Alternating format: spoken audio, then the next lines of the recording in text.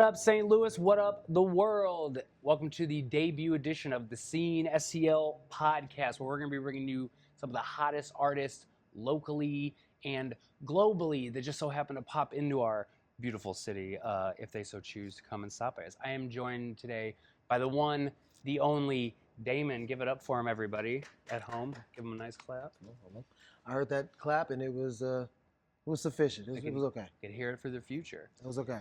Well, Daemon, thank you for doing the show. Thank you for being the debut guest here. It was the only way I would agree to do it. Mm-hmm. I was like, if I'm not first, then I'm last. As the great Ricky Bobby once said, and then I'll see. It is true. He actually told me that had this already been an established podcast, we would have had to start a new one. A brand new one. Just dedicated to talking we had to him. some title ideas, but that's where it kind of went off the rails, and so we just, thank God we're here. I'm really glad to be here. Thank you for inviting me. We're really glad to have you here, man. For the folks at home that may not know about you, give us a little bit of a rundown. Let us know who is Daemon. Okay, well, I ask myself that all the time. My name's Daemon. I'm a rapper, songwriter, producer in the more classic sense. I don't make beats, but I bring talented people together with a vision and try to execute it. I write songs for a publishing company called Third Side Music, so that's been my main thrust for the last longer than that. So long I don't even want to say it because it tells them. What time but it's time is a construct, and we're disassembling it. We're destroying it. I was gonna say one day at a time, but then that just circles, eats itself. But no, so I've been focused on music publishing for a long time, but now I'm really moving into like solo artist work. I really want to get out there and tell my story and talk about things that are more personal for me. Sync music oftentimes can be a little general. Mm-hmm. You know, you don't want to get too specific because then but like writing songs about my own personal experiences is what drives me. So I'm excited to share that with people. Yeah, well, so you said you've been doing the producing thing and writing songs and all this stuff. So how long exactly has it been since you yourself just decided to go, you know what, it's time for me to share my voice. It's time for me to let people know what I got to say. Well, I never stopped doing that, but like it wasn't a focus. It's been a while. Like it's been a while that was the main focus. Yeah. So like at least 5 or 6 years where like, I wasn't really focused on that. And what I'm learning is you can't half do stuff. Like you have to really fully commit to something. Right. Especially in the way the world we live in now, because as an artist or whatever, anyone putting anything out into the world, I always tell my homies, we're not just competing with other rappers anymore. We're competing with other genres of music because people's musical taste is so diverse. We're competing with cat videos because they're awesome. You know what I'm saying? So like when you're competing for people's time and attention, it's everything. So you can't compete with that like half in it. Like, okay, I'm gonna show you a song, but if you don't like it, it's cool. You have to be like, no, I got this song, I believe in it, this is what I want to tell you, and then you have to really fully with everything you have try to put it out there. You know what I'm saying? Well, the thing that's tough for you in that regard is every cat video is great. All of them. So you got to stand out to get people away from the cat videos. Yeah, or like just like give me a little time. Like don't. Maybe throw some cats in the video.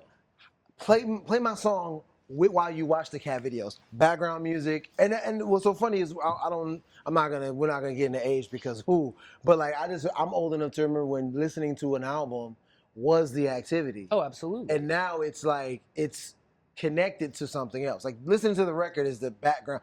Yeah. I'm watching TikTok while the album's playing, and video game is on. Like there's multiple things happen. The basketball games happen. Like everything's happened sort of simultaneously. Right. And we artists, musicians, we've oftentimes been relegated to the background music sort of thing. Yeah, I've talked to people about this before. It is so crazy because I remember when I was in high school and a little bit out of that before all the streaming stuff really picked up.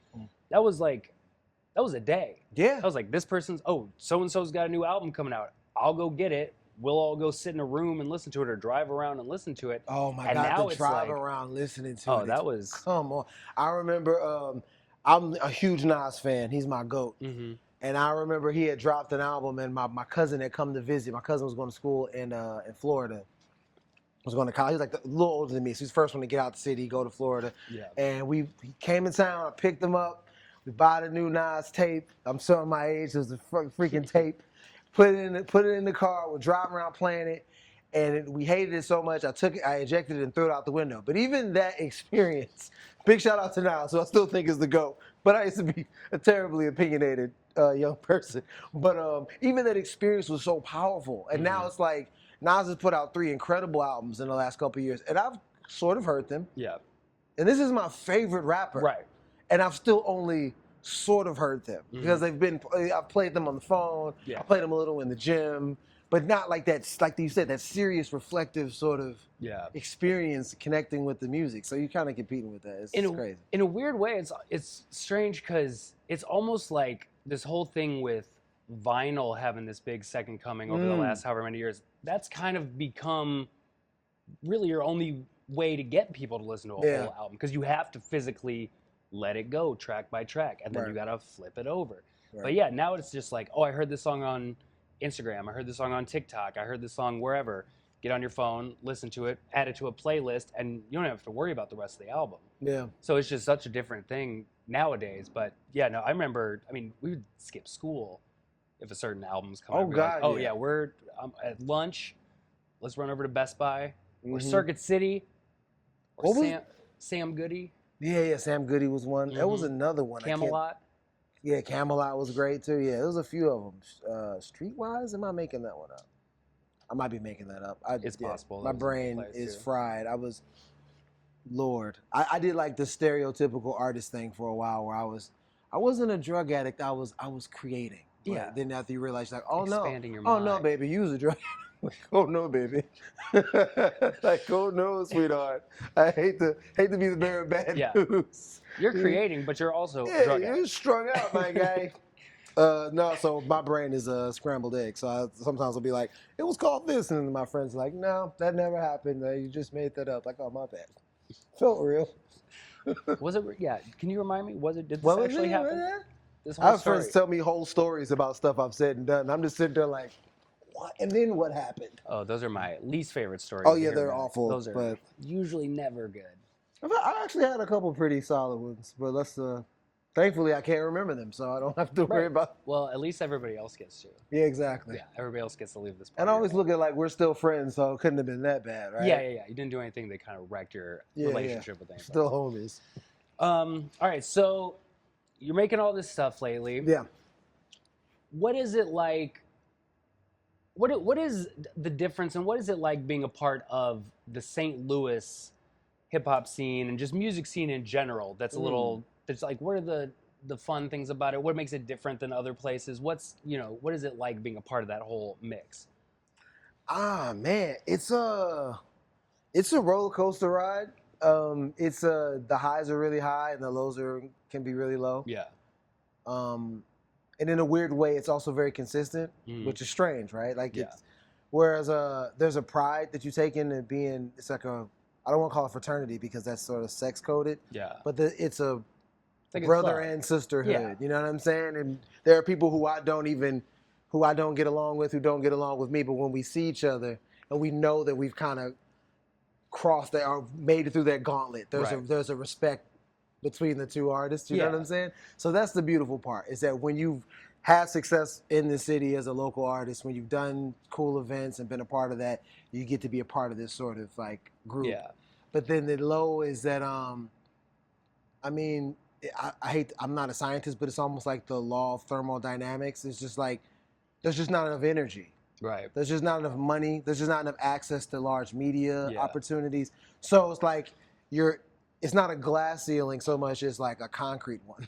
Like you're just like, no, that's as high as you're going, bro. Like that's it. You did it. You hit the top of it. Yeah. And now you can plateau again if you want to. Right. But really that's what I find frustrating. And then everyone's trying to look for these answers because poor people, we're creative, man. So we're not gonna be like, okay, we're just too poor, so screw it. Right. So then the mind starts to work and you go, well, what can we do? How can we overcome this? Da, da, da. And I'm just sitting there going, we need more money. And then they go through a bunch of different cycles and like, well, if we try this idea, and if we put these groups together and we play at these locations, and you go, now we just need somebody to give us like $1 million. Right. Yeah. We just need $1 million. Like if someone had $1 million, yeah. And then the craziest part is that the drying of the well is a problem across the board in the music business. Yeah. I mean, they're not in the business of just finding some great artist and then being like, oh, what was it? I watched a guy talk about it on Instagram last night. Clive Davis just finding Whitney Houston. There's just incredible vocalist in New Jersey and going, all right, you come here, putting you on Oprah, sing on Oprah. All right, now your first song, and then now you're huge. It's like that probably costed millions of bucks, and that was back in '80. So imagine, like, no one has the money to kind of play like that anymore. The business is waiting for you to sort of blow up, and then they'll, Yeah, it's I mean, especially, like, we're in this weird city and part of the country where St. Louis is a relatively big city, yet nobody outside of St. Louis really seems to know anything about what goes on here or what's happening here. Or pay attention to the fact that there are a lot of incredible musicians and artists here, and you have to go to these other cities for anybody to know who you are. Yeah. But I lived in LA for a long time, and LA's insulated in its way too, where you could become huge in LA and it not necessarily translate in other cities, but it'll translate online. Yeah. Whereas I know a lot of artists in St. Louis that are far more beloved than I am here. Yeah. I mean, that I revere. Yeah. I think are amazing. And you look at my numbers versus theirs, and it's like if you just looked at my metrics, like you looked at which is so corny to say, but if you just looked at like my Spotify monthly listeners and you looked at theirs, you think I was the most popular rapper here, but that's because I've had placements and licensing opportunities through publishing. Right. That makes it look like that much bigger, but that doesn't connect to St. Louis because St. Louis is its own. Like St. Louis don't care. They're like, oh, you was on the video game? I don't give whatever. Oh, your song got a million, whatever. Right. My cousin don't like it.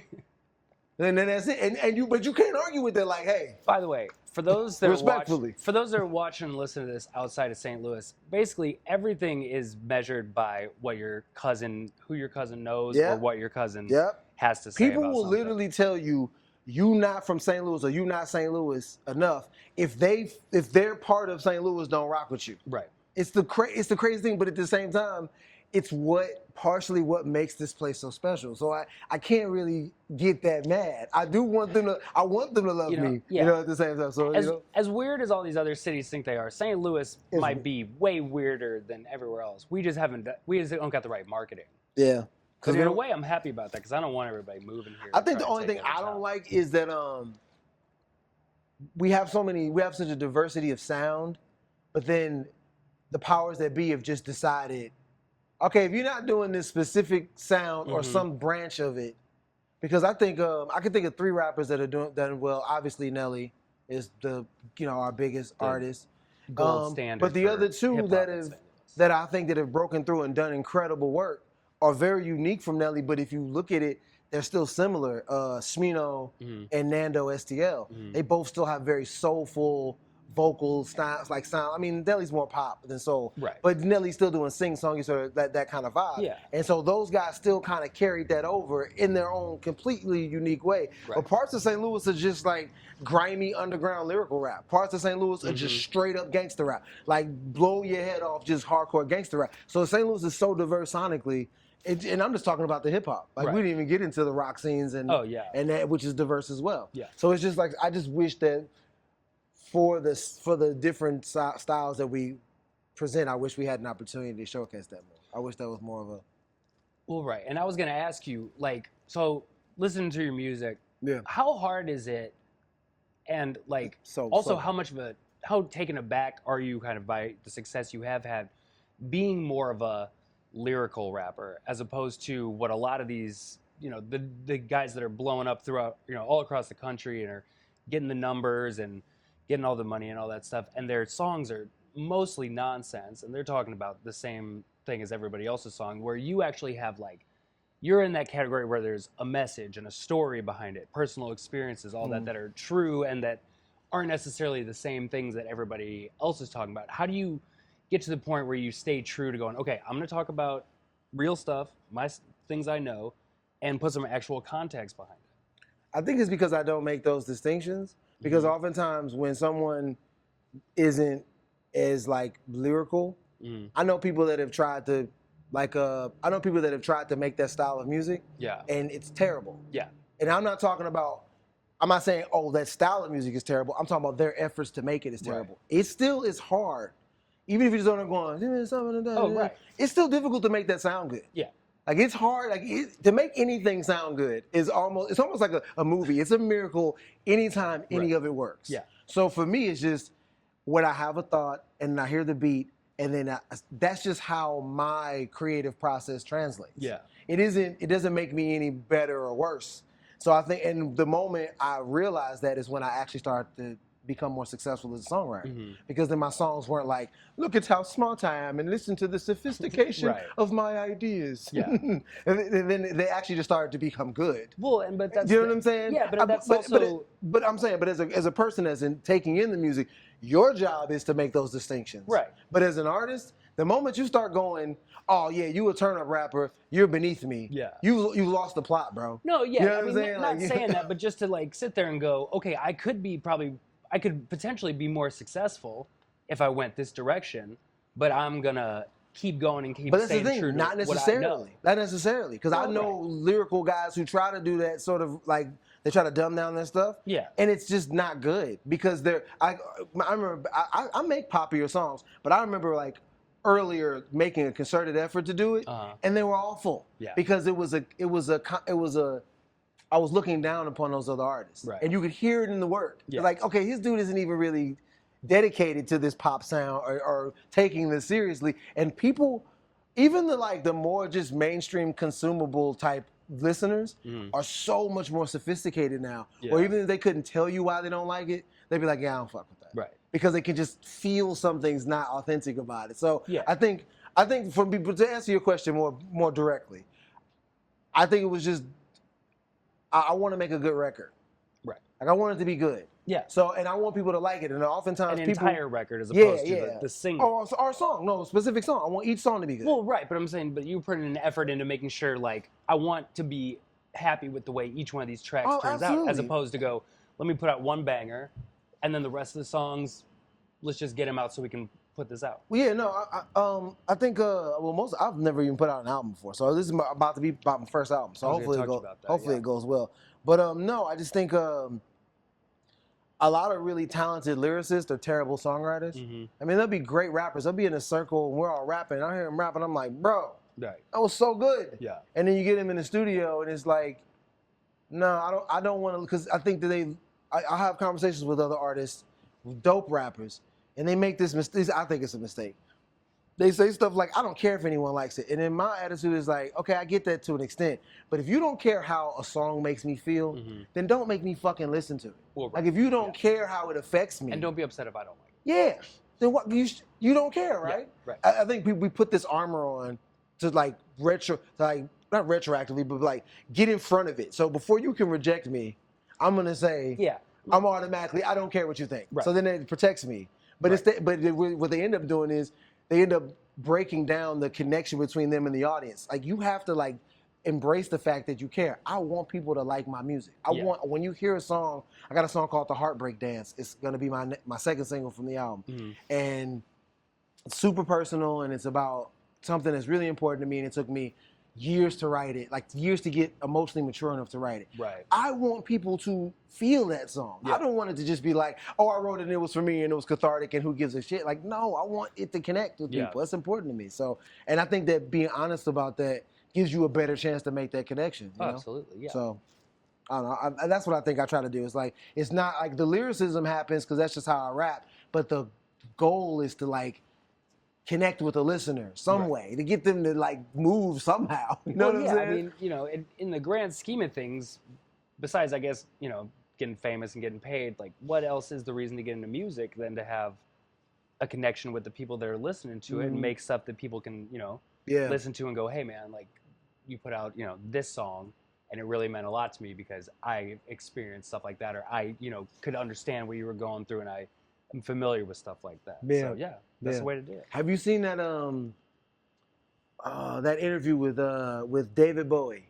It's an old interview and he's talking about, he says, I'm gonna butcher it, but it's like one of my favorite things ever. He just talks about, don't forget as an artist that the reason why you started making music in the first place was to figure out how the world works, like to make sense of the world. Yeah. So it's this duality. It's like Right. you want to connect with people, but you also want the connection to be like it's communication. Yeah. It's truly going, this is how I see this thing. Yeah. Do you agree or do you disagree, or can you kind of feel me on this or whatever? And I think that's where maybe some sophistication comes from. But if you're not careful as that type of lyrical rapper, if it becomes condescension or disrespect for the audience, the people can sense it, and that's boring and off-putting. And then you're just like, listen to me, I'm so smart and you're so stupid. Right. It's like, okay, but there's also a difference between somebody you can tell is just trying to throw big words at you and somebody that's just putting a story together and putting a song together in a way that you can envision what's going on. As opposed to just being like, oh yeah, like I figured out a way to make this big word rhyme. Isn't this cool? It's like, I don't even know what you're talking about, man. Half the song, I have no idea what it means. You don't know what you're talking about. Well, yeah, that's why it's, Yeah, there's a lot of there's a lot of that out there, and those are the moments when people try to make me listen to that, and I'm just like, turn this off. Especially in the underground. Are you going to get hurt if I tell you this is bad? Yeah. Like, if it's going to hurt your feelings, tell me the truth. Let's just tell me the truth so I can lie to you. Right, yeah. You tell me. Let me know how to give you the best reaction that gets me out of this situation without you having to explain it to me. Fair. And the underground is rife with that. Where people go, why won't people give me a shot? And you go, well, play me a song. And it's like, I hate to tell you this, brother, but you're not any good. Yeah. It's not good yet. I mean, it's not to say it can't get good. It took me so long. I'm just stubborn. And I love what I do. It took me so long to legitimately feel like I was good. Not to be like, oh, I got a good rap here and there, or I can rap on stage, okay? But to be like, no, I can sit in the studio with the beat and the producer, and we can make something good. Right. Not every time, but more times than not. But you're capable of doing it. Yeah, it's there. The potential is there. It can happen if you really try. All right, well, so you said you were living in LA for a while. Yeah. You moved back to St. Louis. Yeah. Since you've been back, been part of this, the community here with the music scene and everything, who are some local artists that inspired you and really got you like in a mindset to like you said, like help get you to the point where you were like, I'm emotionally mature and I'm just like at a point where I'm just really gonna put my word out there? It's easy. Supreme Soul and Rec Riddles. Two. Sorry.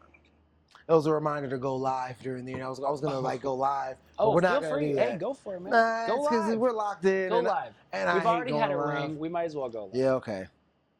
But no, Supreme Soul and Rec Riddles, they're two rappers that I work with. I spent years sort of isolated, and we did what happened? We did a show, and we were all backstage, and then I'd been listening to these guys' music for a while. A local show. Okay. We did something for Four Hands. I think it was at the Four Hands Live. Oh, okay. And the three of us, we had like kind of talked about working together, and when you see each other, hey man, let's link up, bro. You gotta love that new song. We gotta do it, and it's just lip service. And I don't even care if you hate it. Yeah, that's all good. I will totally understand. And I just said, we should just do like a group called Revenge of the Nerds. I was just being silly. And I was like, it would be over the top lyrical stuff. Because the three of us are very autobiographical rappers. So most of our solo stuff is like, this happened to me and I'm translating it and I'm telling some version of it. Right. But then as a writer, you have all these bars that you're never going to use. It's just over the top crazy lyrics and stuff. And it just became like an outlet for that. But through working with them, it kind of helped me recalibrate. Like, it's possible not to settle. Yeah. It's possible to be like, because they're both incredible rappers and also incredible people. Now, had you known them beforehand, or you a little bit came into contact with them when you came back? I knew them for years, but not very close. Okay. Like, I knew of them. Yeah. And then I would like kind of, keep up, because you love St. Louis so much. So even living in LA, right. You talk to people in St. Louis, well, who's popping and who's got this, and you watch online and stuff. So I try to keep up a little bit.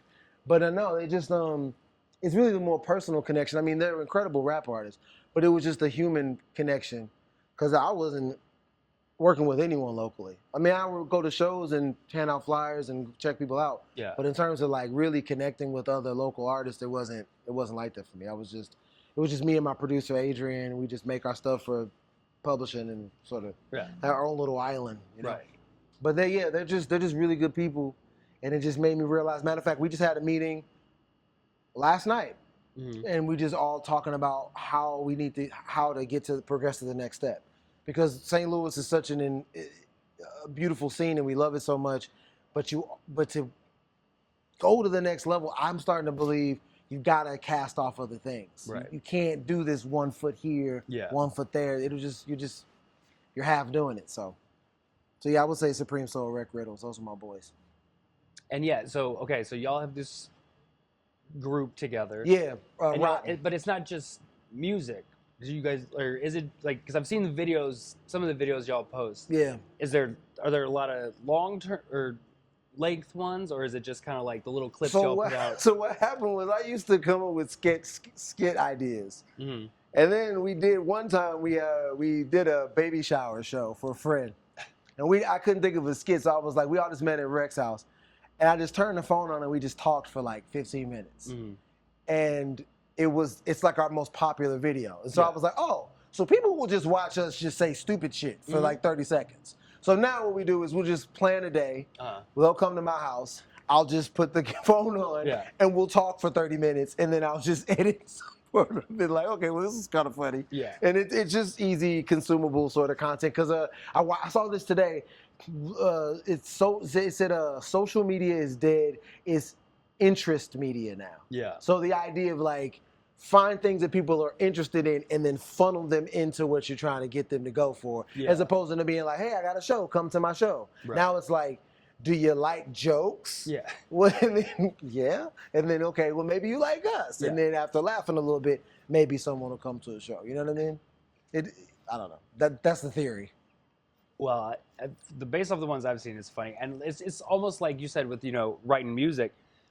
Sometimes when you're really trying too hard to like force something, it's just not that good. No. But when you're just sitting around talking, especially if you just got 30 minutes worth of sitting around talking about God knows what, and then you can just go in there and cherry pick the good moments. Yeah. I mean, it's really neat. You know what's funny? Thinking about it now, it is sort of a byproduct of the podcast thing. Mm-hmm.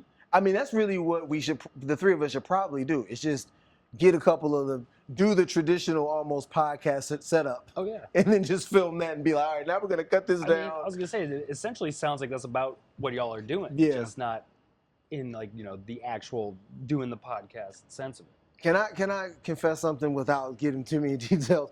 I don't think we could do a podcast because we talk a lot of shit. And I don't think we'd have any friends. I know it would get me in trouble even just saying that. Because so much of what it is when you have a really tight group of friends is commiserating. Yeah. And being like, oh, this motherfucker get on my nerves, son. Like I'm not doing this shit no more. Well, so then you can turn around and go, okay, let's be professional and then get back out there. You need that like safe place. Well, see, the beauty part is then you just go in afterwards and cut out the parts where you're talking too much, yank that out, and then it's just, sorry, there's some technical difficulties. There's just gonna be random parts where everything just cuts out. Well, let me ask you a question though. Okay. Because this is something I'm struggling with, like literally today. Mm-hmm. I have an opportunity. I have a small window where I have a decent budget. I've got some solid records. Okay. I've got few connections, but that's auxiliary, to potentially take my career to the next level. But in order to do that, I feel like it's necessary to remove myself from certain situations. Like kind of like do you think that is that selfish? Is that stupid? Like, is that bad? Like, would you do that? Like, if you were like, look, if there's no guarantee it's gonna work, but if I cut myself out of these groups or whatever situations and just focus on myself and do this thing, there is a potential for me to grow in, I don't know, whatever, the podcast or whatever particular field you want to grow in. Like, okay, you have a bunch of friends that want to be on the pod, but you're like, no, if I just say no to everyone, then I can get, I don't know, Michael Jordan or somebody. I don't know. I mean, I think I think it depends on who and what it is you're cutting out, as long as it's, like if you're cutting out things that you don't think are going to be beneficial to where you're trying to go, and also by cutting those things out, you're going to get a negative reaction from people where they don't understand that, hey, look, trust me, I know it seems like I'm doing this, but what I'm trying to do is get here and get out of being here. And you can either understand that and you can roll with me, or you can hate that I'm doing it and be mad at me. But realistically, like, I'm trying to get here. I'm not trying to maintain and stay in this spot. Mm-hmm. So I would say do whatever you got to do, really. I think I saw something with Snoop Dogg one time and he was talking about, why, if you're trying to really do you and try to make yourself successful, you can't just be sitting around, hanging around people that are going to keep you in that same place Yeah. and worry about whether or not you're hurting their feelings. Like if you're trying to take care of your stuff, they're not paying your bills. They're not making you records. They're not making you a star. So if you're gonna do it, you gotta cut the fat sometimes. Yeah. And not even cut the fat. Just go, hey man, like I can't go do this all the time. I gotta focus on whatever. Yeah. So I think it just comes down to whatever you're feeling in the end.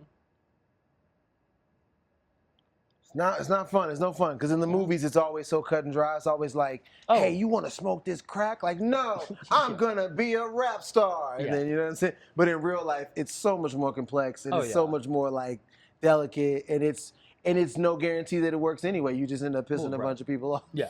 No, I mean that's how most things. The older you get, you kind of find out that's how most things go. That's so true. Man, turned into a therapy session real quick. My bad. Sorry about that, folks. That's what we're here for. We're bringing penis joke. We're bringing you the real people. Yeah, tell a joke real fast. Farts. Woo! That one always kills. Nailed it. Yeah. All right. Depends on what you've eaten. So sorry. We've discussed all these things and everything going on in St. Louis. Now, you're essentially kind of restarting with your music and your stuff, really getting back into it. But when you were with LA, I mean, you worked with some pretty big name people and some people that are very accomplished. According to stuff I saw you in your bio. Well, DJ Shadow, Trackstar, that all happened. I was in St. Louis when that happened. Oh, that was in St. Louis? Yeah, I was in St. Louis. Okay. Yeah, I mean, probably some of it is because of I was living in LA. Some of that happened because of my time there. My publishing deal came from living in LA. So even though I signed it in St. Louis, it's complicated. Yeah. The music business is crazy and weird, okay? It's a crazy, crazy thing. Well, so what is it like when you get to work with people like that and you get to what kind of advice do they give you? Is it just like, what's the feeling you get of being like, oh, like do you have just moments where you go, all right, I gotta make this, whatever aspect it is they got you working on, I gotta make this as perfect as possible so this does work out? Or, do they go into it with kind of a sense of like, all right, man, like we are connected with you and working with you because of what we've seen you do and what we've heard you do, so just be you? Or is it really like a stressful situation where you gotta try to up your game to feel like you're on their level? I was so high on cocaine when I did that thing for DJ Shadow. I think I was up for 5 days straight. I don't really. All I remember was writing the verse twice. I wrote one and I sent it to them, and I knew when I did it wasn't right because it wasn't. The song was very specific. It had a specific theme. It was about like technology encroaching on our civil liberties, and really what we're kind of dealing with now. It was almost kind of like Elon Musk is coming. You know what I'm saying? Right. It was kind of what it was. But this was years ago, so we weren't quite there yet. But so I knew before they even said anything that it wasn't quite right. And so I'd already started rewriting it. But even then, man, I was so high, I didn't really get the gravity of it. Yeah. And I'm upset about that. Because now it's like, DJ Shadow is one of my all-time favorite producers. He's incredible. Yeah. And I was so numb from my addiction that I didn't really fully enjoy the moment. Yeah. You know what I mean? So that always really hurts a little bit. Yeah. But I've learned that now, the bigger the opportunity, the looser you have to be. So it's like this weird, your whole life you're working towards this discipline to get better at something. Yeah. So when I'm writing that verse for them, I'm not writing it in 15 minutes. I'm writing it in 15, 20 years. Right. Because that's all the time that I've put into the craft to this point. Right. But at the same time, if I tense up too much about this opportunity, whatever I give them is not going to be my best work. Because my best work comes when I'm having fun, that's why you're enjoying what you're doing. Yeah. Yeah. That's why rap is so competitive. And I piss a lot of rappers off because I refuse to get into the shouting matches with them. Yeah. But they think that means I'm not competitive. Right. But what they don't understand is that's just not, I'm competitive. I want to be the best. Yeah. I think I'm better than all of you. I actually probably am better than most of you. About 99.4%. But to get to that place, for me, it can't be negative. It can't be like, yeah, fuck this nigga. It has to be like in a joyful spirit, and I got to be like, oh, I love this beat so much. I love this. This is going to be great. And then I write my best work. So when I'm on something big, I just try to embrace how dope it is. Because most of the time when you get to work with someone like that, they're so good. Yeah. They're sending you something so crazy. Yeah. Like Heritage, I work with this producer named Heritage, and he's killing the bass scene. He's like murdering all the bass scene, but he's so dope. So when he sends me something, it's like the craziest beat in the universe. Yeah. So then I'm just tripping off. I get the rap to this beat, and then that's what kind of carries over. See, that's another cool thing about the hip hop community is like, it's not even, a lot of times it's not so much about, you know, how popular you are, how much name recognition you are, how much money have you made. It's just like, I've heard this dude, especially with producers. Yeah. Because you just, I mean, is that just like a mind-blowing experience, just the opportunity to have any kind of time working with these people that you had grew up listening to and had just admired so much? Yeah, like retroactively it is. But in the moment, you can't do that because you'll, at least I can, because you'll freeze up. Yeah. So you can't be like, oh my God, it's DJ you were really Shadow. high during all You have to, huh? Yeah. And you were really high during it. Oh yeah, it was, man, I want that one back so bad. Because look, I was on this thing where I was like, I'm not yelling right now. And so my verse, the lyrics, I love the lyrics, but my performance of it is so laid back, and I just wish I could just have it back. Right. Just like, let me do that over again, please. I love that song, but it's like right in the middle of it. The energy's so high. It's me and two really incredible artists, Rockwell Knuckles and Tef Poe, on a song called, I think it's Urgent Important, Please Read, or something like that. Something to that effect. I feel so bad, I can't think of the name. But anyway, Tef comes in with all this energy, and he's killing it. And then I come in and I love my lyrics, but I'm just like trying this sort of smooth guy thing. Right. And I wish I would just like give me that back so I could put more into it. But no, I think in the moment you have to just enjoy it. You have to just, you can't think like, oh, this is so crazy, because I think you just kind of, like imagine if you were like in the NBA. Yeah. There's a sold out crowd. Right. And you know what I'm saying, you got the ball in your hands, there's 3 seconds left, and you're going, oh my God, this is crazy. You're gonna miss that shot, bro. Right. But if you're just like, if you're going through your reads, you're watching the defense, you know, you're just playing within the flow of the game, then you know, you give yourself the best chance. So is that one of the harder parts about thinking back towards when, you know, you were going through all that stuff and going like dealing with drugs and stuff like that so much, where it's not just like a moment that happened or a story somebody else told you. It's on a song. It's recorded. It's there. Do you go back and listen to that and just be like, if I was straight during that, like, how incredible could this have been, or how much better could I have been on that? Oh yeah. Is that one of the hardest parts of like looking back on stuff like that? Yeah, that one hurts. Yeah, that one hurts because my boys, like, they really crushed it. Like Rocky has this incredible verse, but the thing I am happy about is I like my lyrics at least, because I'm a pretty straight shooter with myself. There's stuff that I can't listen to at all. Yeah, but I can listen to that record because it's just like, yeah, you just sound a little tired. Right. You know what I mean? It's not like I laid an egg. It's like you sound a little tired, and then maybe there's one or two non sequitur bars that I would have, I think now with a clearer head would have been like, okay, we need to make this make sense with this, right? As opposed to just like whatever. Yeah. Is there moments that, like, as intense as they might have been at the time, like working with any of these other people, where they kind of were like, hey man, knock it off? Where that, like, you look back at it and it's kind of a funny memory, but at the time you just kind of were like, really didn't understand. No, because I was really good at isolating myself. So I wasn't ever in the studio with anybody. I was always in my own place. I would send in the stuff. So you wouldn't necessarily know just how crazy it was getting for me unless you were there with me. And then if you were there with me, I was smart enough to build the power dynamic. It was like, you can't tell me anything because I paid for the studio time. Yeah. You came to hang out with me. You don't want to be here while I'm racking up and going crazy. You can leave. So I was strategic in that way. Yeah. Which I'm not proud of. I said it was. I'm not so proud of myself. I was a smart drug addict. But nah, like I was pretty wise about, you know, building a situation where it was insulating for I could like be as crazy as I wanted. Yeah. And it didn't necessarily bleed out. Yeah. Then again, this is me telling you. You ask somebody that worked with me, be like, oh, he was. We'll get some of these other people. Yeah, exactly. So I was talking with Daemon, and he said he was totally cool. But so even in the midst of all that, though, are there songs you made and things you did that were, when you maybe were a little more toned down and more along the lines of where you are nowadays, where you look there and you go just like, man, that was so good? where you don't have to sit there and go, man, if I hadn't have been, doing whatever, this could have been better. Where you just look and you go, I was on it that day. That's the thing about drugs too, man. That's another reason why they're so addictive. It doesn't work that way. Yeah. Because it's like a lot of my best stuff was when I was strung out. Yeah. I mean, I had a lyric in a song called Jawbreaker. I think I wrote Jawbreaker. I was up for a week, something like that.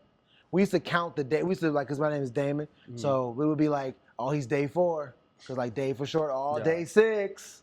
And it was like they would like monitor how crazy I was getting. But it was a lot of focused work. Like I'm just in the studio doing lines, drinking, and like locked in on, and what I'm doing. Right. But I had a line, I said, I feel so alive when I'm almost dead. Because that was like what I was pushing for. Like in my mind, it was like, I'm going to get this great work out of myself if I almost kill myself. And like that was, and it was a few times where I got, we got really close and it was touch and go there. I don't like I get uncomfortable talking about that part of it. It freaks me out a little bit. Oh, think about almost dying. Yeah. But that was like, it was like a romanticization. Is that how you say that? I romanticize the idea of death and like getting to the edge, but oftentimes it worked. Yeah. I wrote a song called Go Flex. Still one of my favorite songs ever. It was Thanksgiving. I didn't go home. I stayed in my producer's basement. He has his family upstairs. They're doing normal Thanksgiving shit. And I am like tripping balls on cocaine and acid and writing this song and just going, I'm just down there singing and dancing and flipping out. And it's one of my favorite songs still to this day. Yeah. But then oftentimes it doesn't work. It's still what I learned was it didn't increase the percentage of how many times I nailed it. Right. It was just, the only thing it did was like, speed or cocaine, any of that stuff being a thing that helps you focus. So that's all it did. And I just had to tell myself, if you can't do this without drugs, then you can't do it anymore. Right. Like if it's just drugs, right, then you suck and you have to stop. You know what I'm saying? You have to do something else. So, sorry, you're off them. Yeah. You quit all that. Yeah, I'm done. What do you find personally to replace that feeling and sugar? All that? This career brought to you by energy drinks. Man, cookies and ice cream. No, there's like this. You know when someone completes, like, I don't know if you're into crossword puzzles or if you're, it's that. It's like when there's this thing in my chest or in my head, I can't quite.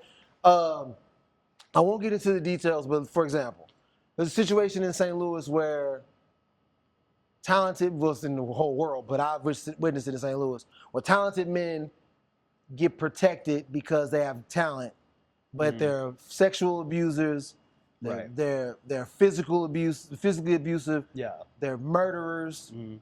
I ain't snitching. And then it's like they're celebrated and insulated and protected because of their gifts as artists. Yeah. And it's created an unsafe environment for other people. Yeah. Look, man, I'm a big boy. I know how to he a freak, he crazy. Let me get up out of here and then remove myself. But everyone doesn't have that luxury. Yeah. And so we've created this community that feels unsafe for the people who we supposed to entertain. Yeah. So I decided I knew I needed to say something about that. I didn't know how to say it. I didn't know what I wanted to say. And then I just knew it just sat in my chest. It still bothers me. But I was able to process that, and I wrote a song called Acid Rain. I'm doing a project called Killjoy with Trackstar the DJ from Run the Jewels. So he's the producer and I'm the rapper. So we're doing like a traditional producer-rapper sort of thing. Yeah. And it's going to be on that, I think, part 2 of that project. You heard it at first. But that's what replaced it, was having this stone in my chest about a feeling and a thought, and then being able to process that and channel that into an actual song, and now being able to like press play on that feeling. Yeah. Like that, and it was like, oh my God, and it's so pure. I don't know, I just love that. And did it hit you did you get to a certain point where you kind of just went, all right, if I keep doing this, I'm not getting to that point, because I'm either going to be in a box or in jail, or just like nobody's gonna mess with me anymore because I'm so, all over the place. Like, is that just like, what's that moment like where you kind of realize it's over? I had just come back from LA. I had a trip out there for work, and my friend, one of my closest friends, like probably my best friend, I haven't seen him in a long time, his mother died. And I hadn't seen him I still haven't seen him in almost 10 years. I hadn't seen him. Right. Like, and he was living in North Carolina. I was living in St. Louis, and he flew to L.A. because his mother lived there for the funeral. Yeah. And so I said, well, I'm gonna come see you, man. So I went and bought a bottle of tequila, and I bought a bag of about an 8-ball. And instead of just waiting and then the next day going to see him, I stayed up that entire night drinking that tequila and doing that cocaine. And then I was too strung out to go see my friend. And then I flew back home because the publisher needed me to finish up with my producer in St. Louis. And I remember finishing that and going to bed that weekend and just realizing, like, I'm done. Like, one of my best, maybe my best friend, his mother just died. Yeah. And instead of me like being like, all right, I'm right there, I'll get there, it was like, hold on. You know what I mean? Right, yeah. And then, no, here I come. I'll be there in a minute. Yeah. And it was just like, I just realized, like, it wasn't even like a movie moment. It wasn't even like I don't even think that those thoughts necessarily went through my head. I just know that those were the things that happened. Yeah. And then I just remember waking up that Monday. It was November 18th. And just being like, nope. Yeah. It was like, nah, I'm done. I don't know. It was weird. It was. I don't even think it happens like in the movies. I don't think there's like a big kumbaya moment and everyone cries and holds you. It was just me lying in bed, waking up and going, okay, that's it. Yeah. Well, you're lucky in a way because the situation that turns their life around and gets them off that stuff in so many situations is just a catastrophic, horrible situation. It's a very unfortunate the situation where you weren't able to make it. But I mean, to be able to have that realization and to be able to sit there and go, you know, as much as I want this, I'm missing out on the important things in life. I'm missing out on, you know, my people here when they need me. So it's a wrap for me. Yeah. Is like, it really is lucky That's to be true. able to figure that and out. especially now with the way they, how much fentanyl is in cocaine. Oh, Since me getting clean, I know at least 3 people that we've lost. Yeah. That I used to kick, that I used to party with, that have died because I stopped and then they kind of kept going. And it's like, you don't know what's in that shit anymore. I mean, probably never did, but you definitely don't now. Yeah. You know, so thankful. I'm really thankful. Yeah. You don't want to die. There's a romanticization of it. Yeah. But really, you go like, I don't want to die. Well, like, and I think a lot of us, we have this thought process of, you know, us going out, us dying, and it's going to be either in like this blaze of glory or it's this big moment and everybody's going to talk about us and, oh my God, like this is such a thing and the whole city is going to show out. But realistically, what happens is you die and you don't know any of that's going on. And most likely none of it is. None of it is. So might as well just stick around as long as you can. And then when you're old and there's not really much else to do, then I'm going to be an awesome old dude. I'm already insane. So I'm just going to be like so fucking cool. I cannot wait. I can't wait. What are you doing to prepare for old age? Nothing. That you're going to just get away? Absolutely. I just mean in terms of like being a crazy old man. Like what are you planning out ahead of time? So one of my favorite things to do, I'm not doing it now, but if you talk to any of my friends, they'll tell you that I just yell random gibberish. I'm really good at it. I don't want to do it now. Don't ask me to do it. Stop it. But it's my favorite thing. So I feel like if I keep doing it for another 30 years, 40 years, by the time I'm old, kind of set the pace. Yeah, just get so good at it so that when I'm really old and actually senile, I'll just be filled with all these, like I love putting words randomly together like chicken vortex. Yeah. I like the idea of just words that you just don't, there's no chicken vortex. What? I mean, maybe there is. There might be by the time, you know, oh you get God, old enough. yeah, it's true. Who really with knows global what's gonna warming. And the size of chickens growing, they're getting bigger. Who knows what they're putting in these chickens? Yeah, that's why you got to go organic. I know what they put in there, but I'm not telling. I'm not telling either. That was actually something we were talking about beforehand. Yeah, I'm really excited to get to the senile portion of my life where my main thing is just going to be telling people. I'm just really excited to tell people that their kids suck. But then under the guise of like, sorry, I'm a crazy old man. Yeah. Are they ugly? There's a lot of ugly kids out here. I'm not gonna call a kid ugly because they're old enough at that point to understand that that's hurtful. Right. I will call a baby ugly because he doesn't know what I'm saying. That ugly ass baby has no clue what ugly means. I'm glad you brought this up because I'm really, as I get older and more people I know have kids and I have to be around more kids, I'm really getting to the point where I'm tired of telling people that their kids are cute, funny, or smart.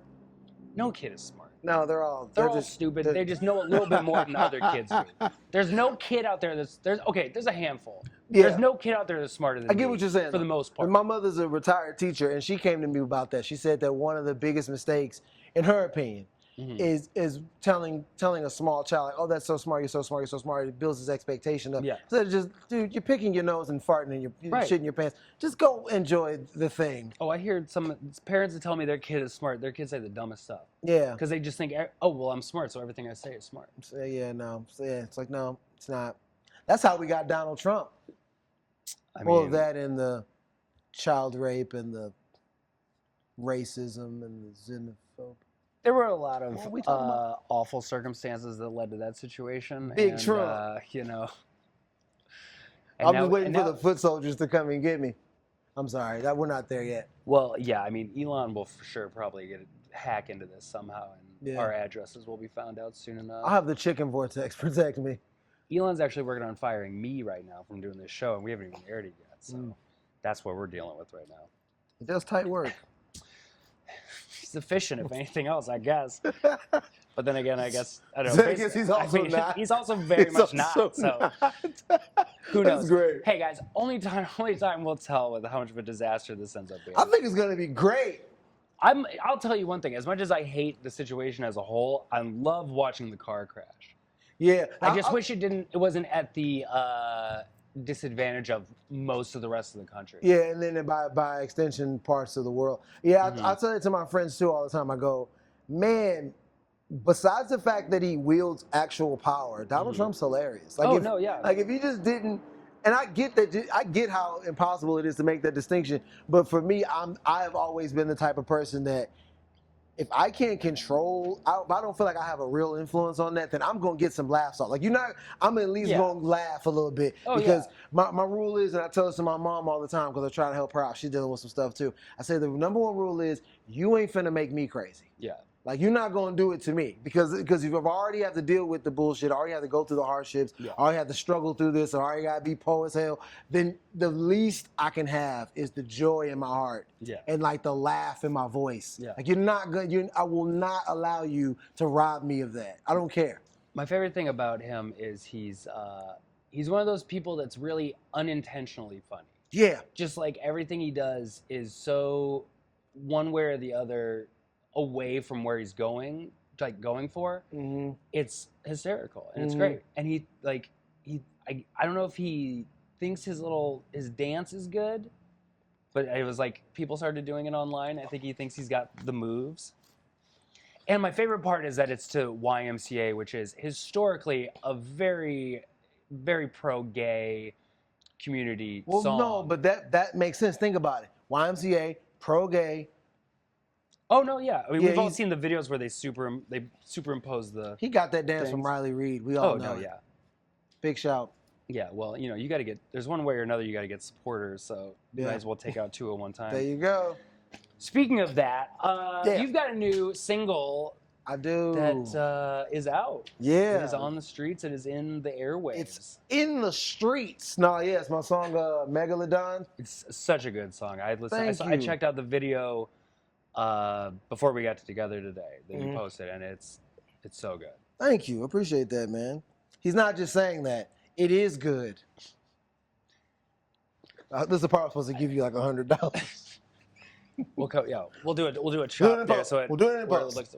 Yeah, man. I'm really excited. It's the first single from my album, Euphonic, that will be dropping in August, and I'm just like, I'm so excited, man. Like I'm so nervous because it progressively gets more personal. Like Megalodon just comes off kind of like fun and braggadocious, and it's just.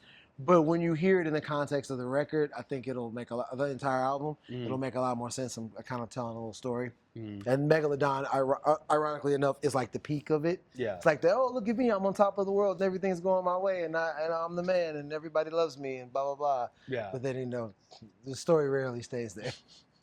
Well, and the song is great, and then the video. Who did you make the video with, and did you come up with the idea for the video? No, that's because the video is crazy. That's all Will Reasoner. So he is such a talented director. We've worked together. That's our third time working together, And he is Will's one of one, man. He came to me. I wanted to do triptych.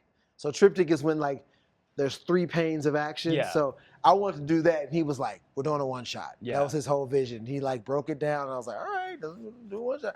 And so yeah, he was just his vision of it was like we rented the most expensive camera in the world, but then he like wanted to make it look cheap. So the whole idea was like people seeing behind the curtain. Yeah. Like I'm always wearing a bandana and a jacket. That's my thing. Like that's my whole like look or whatever. And like glasses, the sunglasses or my glasses so I can see. Yeah. And he was like, we don't want you to wear any of that. Yeah. We want to strip that down, and we want to show people like kind of your like the process of like going from, just you isolated to like you, I don't know, the world around you and like I don't know everything going on. So that was his vision of it. So yeah, he's really cool, man. And matter of fact, all the animation he did last minute. Because he came to me. I'm telling on you, Will. I love you, bro. I'm telling on you. He came to me and was like, "This video sucks." And I was like, "What?" I was like, "Yeah, it's cool." He's like, "It sucks." He's like, "Give me a month." And he just like went in and added all the animations himself. Yeah. And just and it really, I mean, the video was fine before, but something about the animations, it just really just took the video to another level. See, isn't that crazy? And it's so interesting how that just goes across all different art platforms where it's like you look at something and go, oh yeah, this is good, and then whoever makes it goes, this is horrible. Yeah. This needs to be completely redone. No, there's a meme of that. Toss this out. There's a meme of that with like 2 producers, and it's like producers when they first start, and they're like, oh, this is great, and then like 2 professional producers, and like, yeah, my music sucks, like so does mine. Yeah. That's the nature of the beast, man. Yeah, it's a thing where it's almost a crippling thing because as other people can tell you it's good all you want, but there's that moment where you're making something you're just kind of like, I don't know. I don't think anybody's going to like this. And regardless if people tell you or, I guess it depends on if you care if anybody likes it or not. You didn't ask me this, but that is the only thing I miss about drugs was the way later, song's done, you're just chilling by yourself, high as fuck, playing the song. Yeah. It's euphoric. Oh, I can imagine. Like, so now there's just still moments like that. Like, I wrote out this entire plan for my album. I've been working on this thing. I've been working on variations of this album for about 6 or 7 years. Oh, wow. So finally having the entire plan written out, and then I go and I land like the investment, not a lot, but the investment to actually release it. Vinyl, hoodie merchandise, 3 singles, funded for the music videos. Everything's like, the funding is there. Yeah. All of it. PR. I'm like, what? Like the whole thing. Right. And then I go listen to the album after that, and it was close. You know what I'm saying? Because it was like, this is really going to happen. Yeah. But, so that's a good feeling. Well, yeah. Well, the single's out. Yeah, the video's out. And also coming up for you guys. Yeah. After you listen, after you watch. Do it. You have a show coming up. I do. March 7th at Platypus. Free show. Free. All ages? 21 all ages. All ages. All ages. Don't bring your kids, though, if they're a not couple cute. people are bringing their kids. Yeah, no ugly kids. Yeah. Okay? And we will check. There will be a video shoot going on, so we need the best-looking kids. That didn't sound right. Let's figure out a different way to word that. I'm sorry. We prefer better-looking, bring them more ugly photogenic kids. We need the photogenic kids. Yeah, no, we just, well, anyway, it's gonna be a video shoot. I'm performing with my group Rotten, Revenge of the Nerds. I don't know why I keep saying we're just Rotten. We're all 10. Supreme Soul, it will be performing an exclusive single, and Rec Riddles is actually releasing a new EP called All the Smoke, and he's one of my favorite rappers. He's one of the best live perform MCs in the world. It's almost like he's just sitting next to you reciting the verses. Like you can hear every word. It's so clear. Yeah. Such an incredible performer. So it's gonna be great, man. I'm really excited. And I did personal invites. You got one? So I got one. We personally invited a lot of my favorite artists and people from the city. Yeah. So I'm hoping it'll be like just a nice mixture of just some really talented people all kind of coming together and chilling and networking. Well, it'll be a good night. Well, yeah. Everybody watching, listening. March 7th, Friday, Platypus, free. 7 p.m. Free to get in. Don't think everything else there is free. Yeah. This is not an open bar situation. No, it is not an open bar. No. But you can I come will in. probably be buying drinks for people. I will probably, you guys, I live vicariously through my friends who can still enjoy themselves in their way. So I'll probably buy a few drinks. But don't ask them to buy you a drink. No, you can ask me to buy you a drink. It's cool. Okay, well, if you see this podcast and you come up to me and say Chicken Vortex, I will buy you your first drink. Ooh. The Chicken Vortex guarantee. Well, Chicken Vortex guarantee. I think that's the name of your next album. I like it. The Chicken Vortex guarantee. The CV guarantee. Speaking of your album, you and Revenge of the Nerds, is there any plans for y'all to get together and have an album thing, or do y'all just like to jump on each other's stuff, or what is the process there? We put out an EP last year called Monster Zero. Okay. It's King Ghidorah, the three-headed monster that fights Godzilla. Oh yeah. One of his nicknames is Monster Zero. So we were like, oh, and we had a really talented artist named Jorah take pictures of each one of us and mash our faces together for the cover art. It's really cool. And so we put those 3 songs out last year. Okay. And then we did an EP called what was it called? It didn't have a name. I think it was just Rotten. Oh. We put that out a couple years back. And then we did an entire album, but it's only on cassette and only 25 copies. So we made 25 copies of an album. We sold it one night only.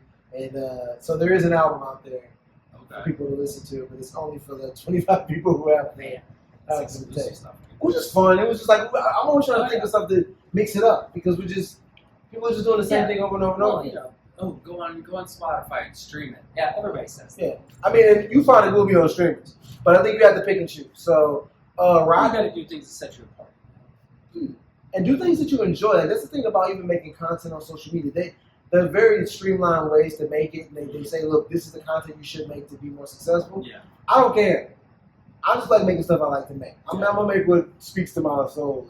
Even silly jokes or weird, stupid shit, whatever. Just stuff to keep me engaged. And I see it. Sometimes it works, and oftentimes it does not work at all. Yeah. But I'd rather do that and feel fulfilled than just follow some cookie cutter formula and just make the same crap everybody else is making. POV, this is what it sounds like. Yeah. I mean, 90% of the internet is the same video done by different people. Is there going to be a lot of this going on? At the show? There will be a moment where we choreograph Donald Trump dance, yes. Oh, perfect. Well, of course. I'm excited for that. Gotta stay on brand. Well, come out March 7th at Platypus. I will also be there. The scene will be represented. I got my invite. I was very grateful for that. And so many other people. If you're a fan of local music, you'll probably run into somebody you listen to or enjoy there. And there's going to be great music there. It's going to be a fun time. And if you say Chicken Vortex, you're going to get a free drink. So, CV guarantee. What more could you ask for? Don't answer that. Well, we'll find out Friday. Well, everyone, first off, Daemon, thank you so much for coming in. It was a wonderful chat. I don't remember what we talked about, but I'll have to go back and go over all this. You watch it, it was quite the mixture of things right there. Cool. I had my notes for this, and I think we went over the introduction part. So, wow, it seems let like me see before we go. I think we just cut it off. I think we went over it. Like, are you stupid? Yes. No, that's not. Dude, I think I have something like, what's that word? That's just like a full question. Sure, it works in the moment where I was writing it down. All right, well, everybody, thank you once again thank you for checking in. This is the first episode, so there's no once again. Thank you for joining us in this journey, and we will see you, every week. And make sure tell people where to find you on the internet. Oh yeah, all of my socials are all the same. Songs by Day. That's Songs by DAE. Find me on Instagram and Facebook and TikTok, but I'm mostly on Instagram. There it is. Get on Instagram, everybody. Well, thank you so much. Thank you to The Garage for hosting us once again. Thank you for Daemon for coming by. Thank you for me for hosting this. And thank you to you for watching.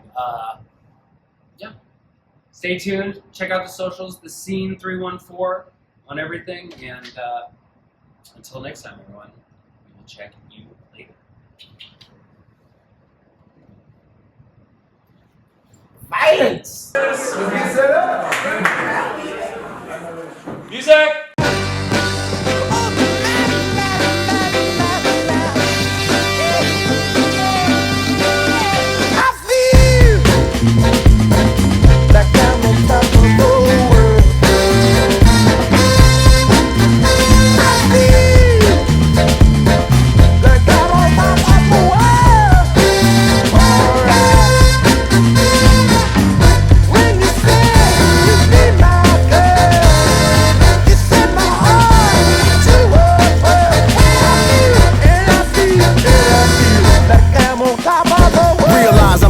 Crowd shouting my name. You try, but I'm beyond fire. When I vibe, I'm alive and I feel like flying up in the way. I'm minding my BI high up in the sky. It's a ride and I see y'all hopping on the wave. I've been on my game, y'all been on your head. Mama say, gotta watch your mouth. You gotta pray, I don't knock y'all out. I'm not afraid to do it. I take over like I'm paid to do it and stay focused while your day's confusing. I make you fearful to it. The moment that you're feeling able, screw it. I change the mood up until you get the blazing through it. Amazing, ain't it the way they going crazy? Baby, your savior came in and now I'm like a raging Megaladon.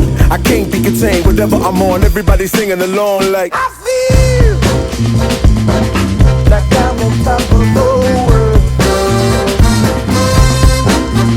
I feel like I'm on top of the world. Alright. When you say you be my girl, you set my heart to work. And I feel like I'm on top of the world. Yeah, look at me now, top of the world. I'm on the rebound, dropping your girl like it's a redown. I'm feeling free now, watching them furl until I'm see now. Shocking the world, I'm finna beast now. Peace out to the naysayers, I never knew them. I reach out to the great players of revolution. It's evolution, of course, like I'm using the force. I move smooth as a Porsche with unusual sauce dripping. I'm truly a star, gifted at doing it all. Mission impossible is simple, I influence the odds. It's in our favor, they love me in Las Vegas. I'm making an empire, you're running with Darth Vader, yeah. Amazing, ain't it? It's crazy, baby, your savior came in and now I'm like a raging Megalodon. I can't be contained, whatever I'm on, everybody singing along like I feel